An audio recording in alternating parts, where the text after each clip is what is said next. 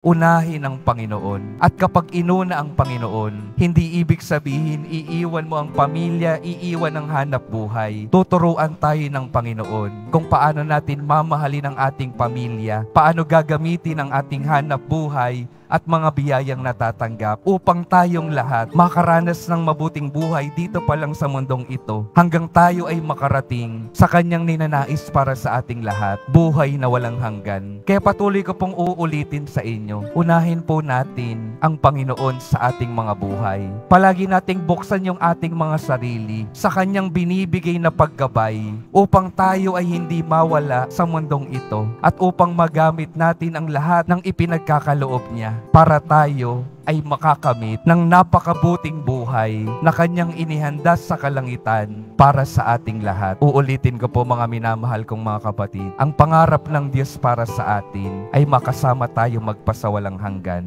Nawa sa bawat araw ng ating mga buhay, hayaan natin na tulungan tayo ng Diyos na makamit yung napakagandang pangarap na iyon. Unahin siya sa lahat ng bagay.